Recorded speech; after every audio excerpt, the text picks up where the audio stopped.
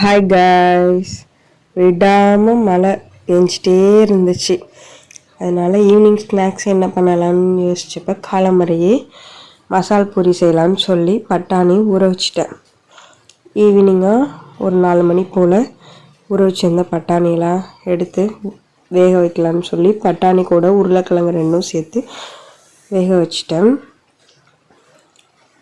அது வேக வச்சதுக்கப்புறமா கொஞ்சம் திங்ஸ்லாம் வதக்கி அரைக்கணும். அதெல்லாம் என்னென்னா வெங்காயம், கொத்தமல்லி, பூண்டு, இஞ்சி, பச்சை மிளகாய், தக்காளி, அப்புறம் கொஞ்சம் மசாலாவும் அது கூட போட்டு அரைக்கணும்.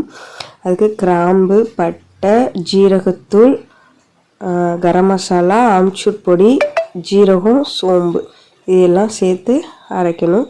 அது எல்லாத்தையும் ஃபஸ்ட்டு வதக்கிக்கணும். கொஞ்சமாக எண்ணெய் ஊற்றி நம்ம எடுத்து வச்சுருந்த தக்காளி, வெங்காயம், கொத்தமல்லி அந்த திங்ஸும் அது கூடவே நம்ம எடுத்து வச்சுருந்த ஸ்பைசஸ்லாம் சேர்த்து வதக்கி எடுத்து வச்சுக்கணும். ஃபஸ்ட்டு வதக்கிறதுல கொஞ்சம் புதினாவும் போட்டுக்கணும். என்கிட்ட புதினா இல்லைன்னு சொல்லி நான் போடலை. அந்த வதக்குனதில் நம்ம வேக வச்சு வச்சுருக்க பட்டாணியும் கொஞ்சம் சேர்த்து அரைக்கணும். அரைச்சதுக்கப்புறமா அதே ஒரு எண்ணெய் சட்டி எடுத்து நம்ம அரைச்சி வச்சுருக்க பேஸ்ட் சேர்த்து நல்லா வதக்கிக்கணும். வதக்குனதுக்கப்புறமா கொஞ்சமாக தண்ணி சேர்த்துக்கணும். அது கூட உப்பு எல்லாம் சேர்த்து நல்லா கொதிக்க விட்டுக்கணும். அதோட பச்சை வாடை போகிற அளவுக்கு வேக வச்சுக்கணும்.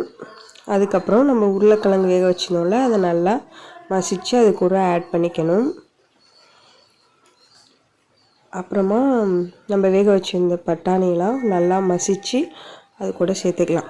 அதுக்கப்புறம் மசால் பூரி பண்ணுறதுக்கு நான் ரெடிமேட் பூரி தான் எடுத்துக்கிட்டேன். ரெடிமேட் பூரியை பொரிச்சு வச்சுட்டேன்.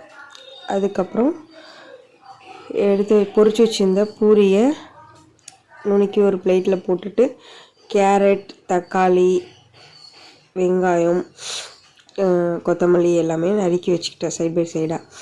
அதுக்கப்புறம் இந்த கேரட், வெங்காயம்லாம் போட்டுட்டு அதுக்கப்புறம் நம்ம செஞ்சு வச்ச குருமாவை ஊற்றி சாப்பிட்டா டேஸ்டியான ரோட் சைடு மசால் பூரி ரெடி.